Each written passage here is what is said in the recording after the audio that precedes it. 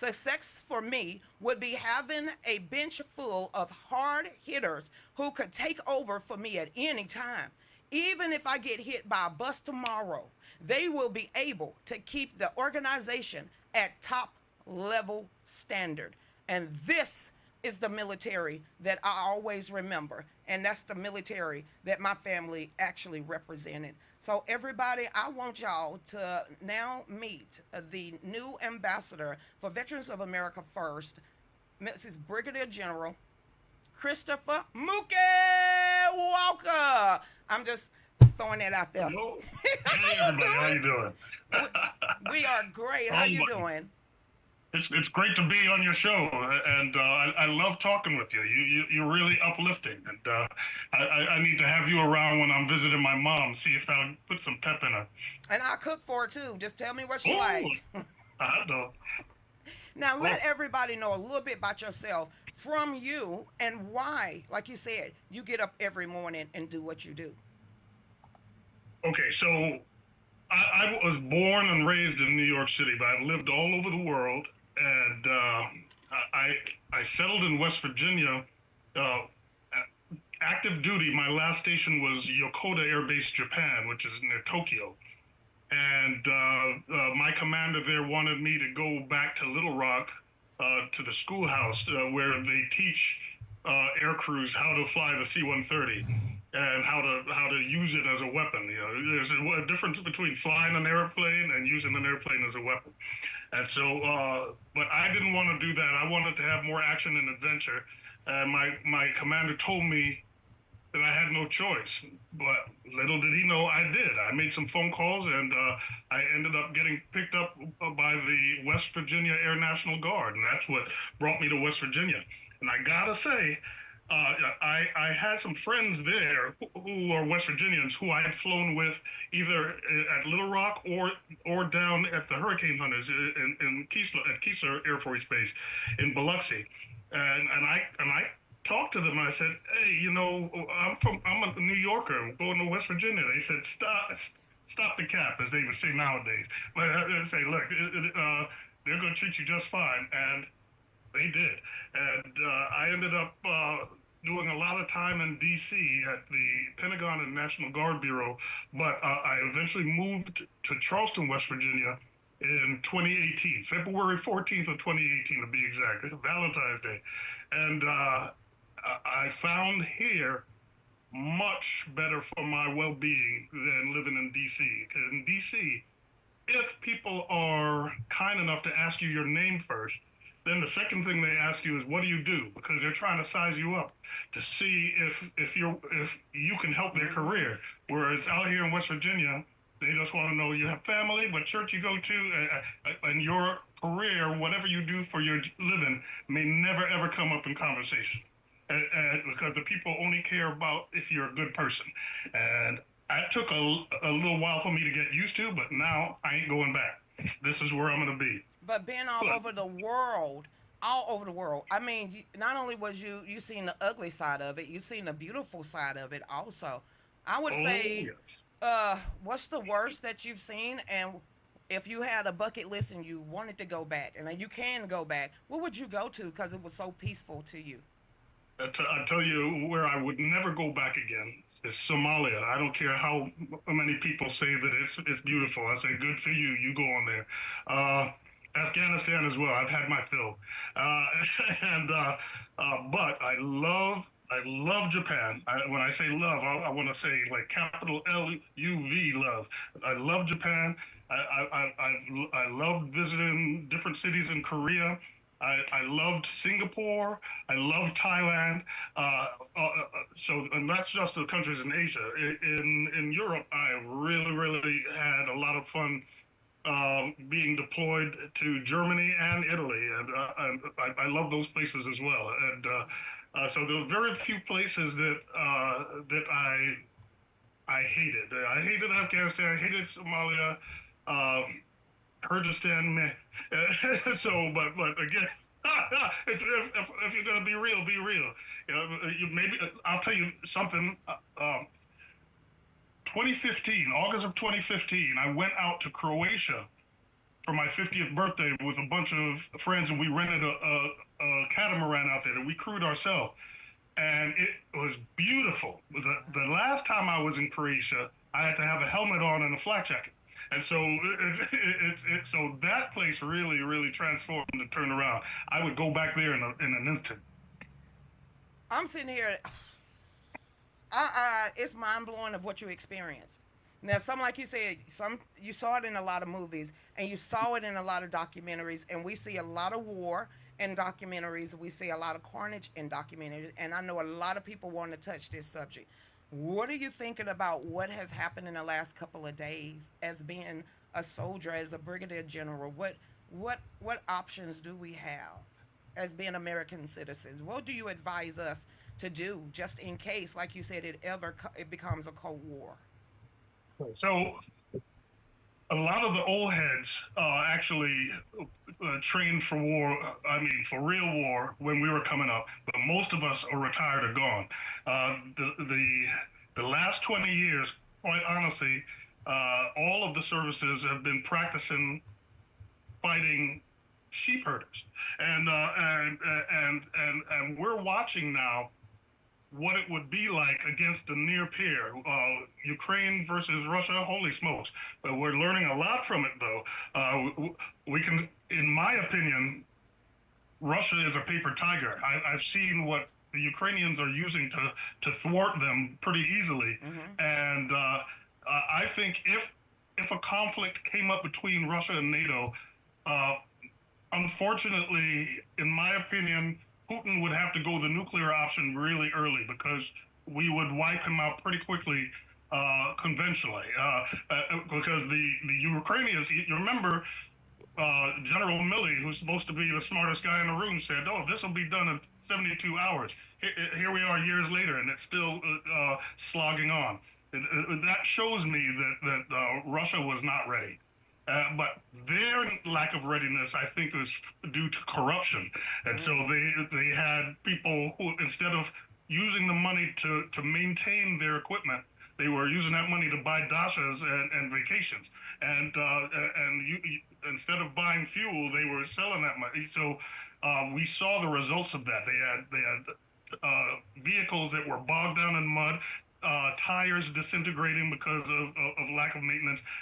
Nothing works. I would be surprised if even their nuclear enterprise worked, but we don't want to take that chance. No. So I think what we really need to do is get our military back to a fighting military that can fight a conventional war and actually, you see, here's something that really scares me. We have had, well, we have very few people serving alive who've had to make really hardcore decisions in wartime, like they did back in World War II, where they said, we're sending these folks in, half of them aren't coming back. We haven't had anybody having to do that kind of thing, because we've been the big dog. And our Navy, God bless them, they're ill prepared. They have not really had combat since World War II, where they were losing ships and watching their shipmates burn and scream alive. That has not happened since about World War II. So I think that the young people now in the Navy are ill prepared unless they have good leaders who are driving them hard, but treating them well. There's a fine line there. Okay, so additionally, our Navy lacks the ships. We're running out of munitions. We're playing whack-a-mole with the Houthis, using 1.4 to 1.6 million dollar missiles to shoot down $2,000 to $20,000 drones. And Israel knows how to do it right. They go in and they just wipe out their ability to even make these drones, and they wipe out the ports, wipe out their fuel, and they go home and they're done, which is something we should have done a long time ago instead of playing whack-a-mole. I have some friends still serving who are saying, well, at least we're getting some practice on shooting down these kind of drones. I said, hey, that's some expensive practice. We should have just ended it. I can't even believe that, again, some girt holders are out there holding up commerce in the Red Sea. That shouldn't happen. I bet you, if China was losing a lot of money on that, it would have stopped. They Yes. would have gone in there and blown stuff up. How do we handle that situation with China playing both sides? How do we handle that? Well, very gingerly. Now, China. Look, God forbid we get into it with China because they have the advantage of proximity. Uh, uh, really, unless we equip the Taiwanese with the proper weaponry and the proper number of munitions, proper amount of munitions, if slash when China seeks to take over Taiwan, it would be fait accompli before any of us even got there. Wow. And so what we'd have to really rely on is the Taiwanese holding them off until we can get there, which could take weeks before we had any kind of sizable uh, navy, a flotilla coming in, or any air power coming over. Air power we could get over fairly quickly, but again, we'll have to deal with the Chinese who have been preparing for this for a long time, and they are practicing for real, and we need to be practicing for real too. If we intend to save Taiwan, if they say, all right, Taiwan, you're on your own, that is the choice of our civilian leadership, quite honestly. It But was if they were going to have the military preparing for that, then we need to be practicing harder. well. It says, how do we get our tanks and stuff back? How do we rebuild? Who builds our military equipment, and how did we get so low? Well, our manufacturing is gone. Mm. We can't build ships anymore. We have maybe 6 shipbuilding facilities that are very slow, and we used to have 30 or something. And Wow. so we've gone down the tubes there. When it comes to making aircraft and tanks and such, that now it takes a long, long time. World War II, from concept to operation could have been months, whereas now it's taking decades. We have a lot of efficiency to build, and we have to rebuild our industrial base to even produce all of this. Right now, we need to be making more factories for munitions because, again, we've given our stores to Ukraine and Israel, and if the balloon goes up, we don't have enough. And that's the dirty little secret. So some congressional members and some senators are trying to bring that up, but everybody's going, shh. I go, no, no, let's build it. So we need to have more factories building 155 millimeter shells. We need to make more Tomahawks, more SM2s, SM3s, SM6s. We're expelling all of that in the Red Sea. So again, we will not be ready for China if we don't get serious about this. And this next NDAA should be very forceful on this kind of thing. Well, we just found out yesterday. It's all over X that the government actually blew through $12 trillion, and then that the Pentagon had another audit. Had another audit. The seventh in a row. Where's the money going? How can we find the money? It don't just disappear in thin air. So, let me start by saying it's not like the 800 something billion dollars just disappeared. It's just that they're not able to account for it properly, and so that means something in there. Somebody made it out like a bandit there with some of it somewhere. But the fact that they can't even follow it, that shows failure on the comptroller's part. It shows failure everywhere. And I think this new administration is going to take care of that because if one thing President Trump knows how to do is count money, and he's going to send in the right people to do it. And some people are going to be fired, and some people will be punished in other ways. But it's got to stop. Well, you have a squad right now, a squadron of folks that truly believe that a well regulated militia is necessary for the free state. So you have a lot of us out here that old grunts, veterans, all watching right now. And what do you advise us to be doing at this point in history with the temperature so high? How do we protect our own homes? Okay. So as far as protecting your own homes, I gotta say, I can pull out all sorts of stuff I have around me, but everyone should know how to shoot. We have a lot of people. The light bulb is coming on like that. I see it now. The left is going crazy because even the stalwarts that they thought were stalwarts for gun control are saying, I'm going to buy a gun. I'm learning how to use it. You see, tremendous clubs sprouting up all over the United States with black women saying, we're going to learn how to shoot. So again, the left is losing that fight really quickly. But the thing is, you can't just go buy a gun. You have to train with it. Yes. And I'll tell you, any cop can tell you this, any infantry person can tell you this. If a situation happens, your blood pressure is going to go up, your heart rate's going to go up, adrenaline is going to be rushing through you, and the only thing that will work properly is muscle memory. And if you don't train, then you're probably going to have bad results. But training is the way to do this. But it should just be an important part of life, quite honestly. I don't want to scare anybody, but let's say that only 10 million illegal aliens jumped the line and came into the country in the last few years. Let's say it's only 10 million. I know it's more than that, but just do some math.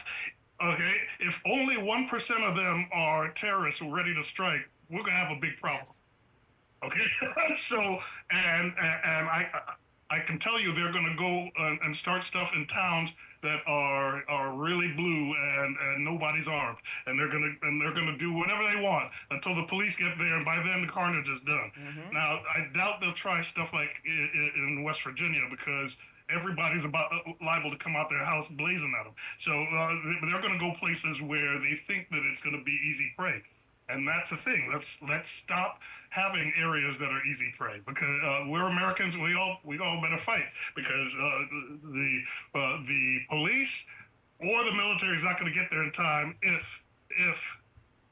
all of these illegal aliens who came in, if a significant number of them are terrorists, and I know Yes. there are. What is his name? Director Ray warned everybody. Now we, in the military, we knew this a long time ago, and it's only at the beginning of election season when he decided to give everybody the warning. I said they should have been talking about that 2 years ago. Why he didn't send the military down to the border? We are literally, this is an invasion in the books. If you look at the definition of an invasion, what they're doing at the border, that's an invasion. It's a textbook invasion. Matter of fact, when we have our border patrol try to hold them back and then they rush them, to me, that's casus belli. But I'm not in charge. They wouldn't have been rushing my people. They would have learned real quick that ain't the thing to do. But again, I'm not in charge. Well, can you let okay, you was appointed, nominated, you are the ambassador for Veterans for America First. So I want to know what you plan on doing. Okay, so, here are a couple of things that I'd like to do. First of all, we need, the last, 3 years, all of the services except the United States Marine Corps have had trouble meeting their recruitment goals. Mm-hmm. That's because we've lost. Well, there's a lot of reasons. You can say it. The wokeism. Because I know literally hundreds of vets who are telling their kids not to join, and I said, whoa, don't tell them that. Tell them join, but help hold the line against the wokeness. Otherwise, what we're going to have is a paper military, a paper tiger military. We can't have that. But another thing that they're doing wrong is they're not inspiring young people anymore. Matter of fact, okay. So when folks in the DOD talk about DEI and let's do this and to bring it, I said you're doing it wrong. Mm-hmm. Let's do it just like the NFL does it. Let's do it just like Major League Baseball does it. Let's do it just like the NBA does it. We inspire them at a young age, get them into competitions for either flying, cyber, whatever it might be. And then the ones who are the best, then we actually invest money in them and put them in real planes. But we have to inspire them. We got there are a lot of kids all over the United States of all race, ethnicities, who can be potential butt kickers for us, but no one's going to them to inspire them. They're just hoping that at age 18 they'll come walking in. That's not how to do it. But That's not how the NFL does it. with the By, teachers by the time teaching they reach them, 18, yeah, they we should should have have love. them ready to just be a fine edge put on them because they're good at whatever they want to do. But do they even teach in school anymore to love their country? That is the thing. I'll say this: in West Virginia schools, most of the ones that I visited, yes, but I know there are other schools that do not. I've seen the reports and videos of teachers in California, Oregon, Washington State, bad mouth in the country, and the students videoing it. And sometimes those teachers get in trouble, sometimes they don't. And the ones that don't get in trouble, you know what's going on in that school system. Yes. And so if our children are being taught that this country is a racist, evil country, who's going to want to fight for that? But then, holy smokes, before I retired, I even witnessed programs within the DoD where they were trying to imply these sort of things, at least saying, well, yeah, white people, you can't help yourselves for being racist. Who's going to want to fight for an organization that's saying that? I mean, I go, holy smokes, they're really, really trying to push people out. Yes. But again, it all starts at a young age. And so one of the things that I'd like to do with this Veterans First organization is to help get other vets involved in inspiring young people. And again, I'm not saying militarize them, but get out there, talk to them, tell them some stories, and let them know what it's really like. And don't let their teachers who have never served tell them anything about the military. Okay, and then start inviting these kids onto air bases and getting them rides in the airplanes. Get them inside of tanks, Bradleys. Get them on ships. But again, we have to inspire them. If we wait for them to come to us, we're doing it wrong.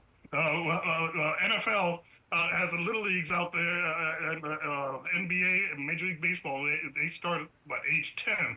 By the time those kids are like 17, we already know who's going to be a pro one of these days. And so we could be doing the same thing with all sorts of things, whether it be flying, again, cyber, logistics, swimming. So, but swimming with a purpose, to become a Navy SEAL or a Force Recon, a Marine Raider. But things like that. Get these kids in these competitions. Now there are going to be some parents who start screaming, "No, you're trying to militarize my kid." No. What we would be doing is trying to teach them leadership, which could be useful in any career that they get into. So again, there'll be some who want to serve and some who don't. But at least if we inspire them, more of them will be running our way instead of us having to look for them. What do you want to see in the future within the next 4 years? What would you like to accomplish, not only as being an ambassador for Veterans of America First, but what would you like to actually see that you step out there and on your path to do more? Run for senator? I wouldn't mind running for Congress again, but what I'd like to see is more veterans in Congress, because it'll be harder for the DoD to pull the wool over our eyes. Well, secondly, we would be people who have actually made sacrifices and know what that means. And if there comes time to declare war, we will be a lot more focused on why are we doing this and is this the right thing. But I'd like to see. I'd love to see 75% or more of the congressional members and senators being veterans. I pray so. Here's a question, because I saw it pop up earlier. President Donald J. Trump, which is the incoming president, said there's going to be a mass deportation. Will he have to use the military? And can he? Well, okay. One thing we can do is if governors who agree with him under Title 32, governors can get military involved in their Army National Guard and the Air National Guard. So that's one option. To get active duty involved, there will have to be some sort of nexus, and maybe declaring these cartels as terrorist organizations, Ooh. and say, all right, send the military to handle some of this. There are ways. We have smart people. We have a lot of pundits out there who are saying, "Oh, it can't be done," and they just don't have imagination. So those gangs that took So over the protecting our United States border, so the it's an gangs invasion. that was taking over Colorado, those Aurora apartments. What about what Tom Homan said that they're down in Tennessee now? There's Yes, some in they're Alabama. spreading all around the United States now. So the president of the United States can authorize the Air National Guards to go in there and round these people up because Well, the governors can. okay. Now, if uh, uh, in order, right now, I think we just gotta let the cops loose. Right now, we have a lot of police force that are actually cowed because they say anything we do, it's gonna come down on us, looking like we are abusing people's rights.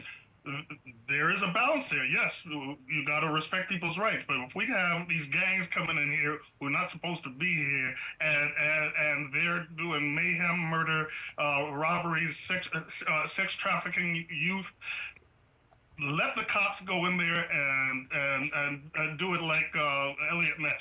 And seriously, because these gangs aren't fearing us. We need to make them fear us, and the problem will take care of itself. My husband got a suggestion for you. Go ahead, Dave. Tell him what's on your mind. Here we go, y'all. Well, we're still on Facebook, so I'm not sure I can actually Well, beat around the fully. bush and laugh. But my original plan did involve like C-130, C-5s, large cargo planes, and we don't have to do this completely to everybody. We just do those to the worst that we already have in custody. We just send them home, and the plane doesn't have to land, and a lot of other people are going to take the suggestion. A one-way and ticket over run. the Caribbean. Yes. Hey, people. I can't believe he said that. Yeah, I said it. Dave said it too. I'm not really. I'm a nice guy with nice people, but with criminals, I tend to be pretty harsh. And everybody is saying, thank you, sir. Donald J. Trump has already said he will designate them as a terrorist organization. Wow. And, that is a way for us to really get things done, because then we don't have federal law enforcement or military biting their nails, wondering if they're going to end up in court. Declare war on them and bust their heads open, peel their wigs back, be done. When they're scared of us, we won't have to deal with them anymore. I mean, because they're coming over here and peeling people's skulls back. Look what just happened with Lake and Riley. It's widespread all over the place. But what do we do? And I got to ask you this, because have you ever heard of the Fast and the Furious? Oh yes. What do we do when we have those type of people inside of our government? Eric Holder's still somewhere making good money somewhere instead of being taking accountability for that Fast and Furious. When we have things like that come up, I'll say this. This is figuratively now. Remember, everybody, figuratively. We need to be having heads on pikes, because if there's no accountability, then it'll keep happening. And if we have some people just screaming about it on the news or in Congress, that's not enough. We need accountability. People need to know that, holy smokes, if you try that, then your career's over and you're in jail. Well, they did take an oath of office and all. Wait a minute, they took the oath of office. They were about that oath. Who to arrest these people? Can you? There's somebody. It's got to be. I wanted to ask. It's got to be. Who arrests these people? When you know they breaking the law.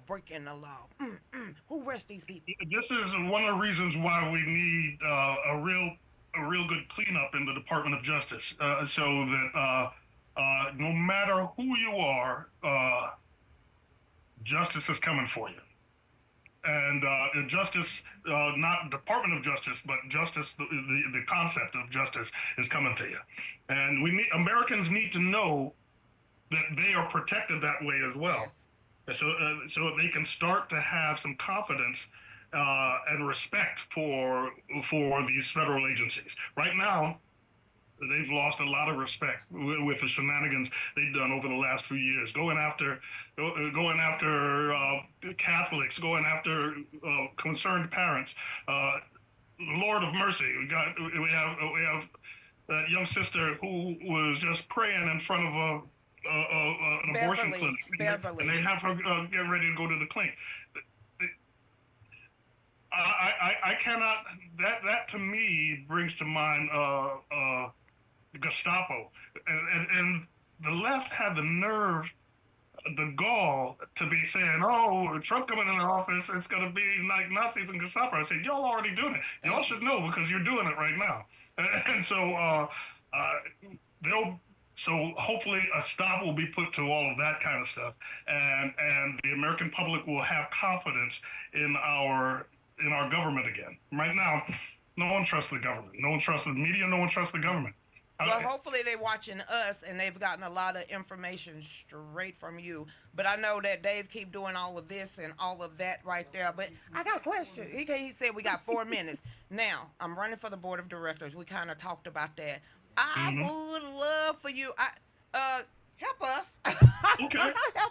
help us. Because I want great mentors. I want great mentors, not only in our lives, but how we're structuring ourselves, our path in the future, to make sure we stay God, family, country first and foremost, and we leave that legacy. And yes, sir, I really want to say I appreciate it. We stopped putting God first, and it shows. Well, I hope I didn't. I didn't. You didn't. Remember, my but mama the country still as a whole. I mean, imagine. The protests that in any city that wants to show the 10 Commandments, and the commandments themselves as a principle, it doesn't even have to be a religious thing. All of them are great for morals and great for a good society. But you'll have people protesting against that. I've seen videos of teachers who refuse and say they'll never do the Pledge of Allegiance, and they don't want their students to. And I go, oh my God, what's going on here? We've lost a higher sense of purpose in this country, and we need to bring that back. And putting God first is a good first step. Thank you. So everybody out there, like I said, the new, and Dave said, please come back. Please come back again. But this is the new ambassador for the Veterans for America First. This is a Brigadier General Christopher Mookie Walker. So everybody, y'all go over there and follow him on X. You will find him with Veterans for America First. And go over there and please subscribe. And thank you so much for coming on the show. My absolute pleasure. Yes, sir. So everybody, y'all stay tuned. We're going to take a quick break so it don't cut them off and be disrespectful, and we'll be right back. Go ahead, Dave. You ain't ready? That was a good segue. The pandemic hit us all hard, but especially hard hit were small businesses and the gig economy. Remember when you got sick or your family got sick and you couldn't work? Did you know the government had set aside relief funds up to $32,200 for us as compensation for the financial burdens during the pandemic? Well, guess what? They did. But most people are not aware of this pandemic credit program. Seize this opportunity while it's within your reach. Enter this ETC, the Self-Employed Tax Credit, designed specifically for those with 1099 income whose business profitability was impacted by the pandemic.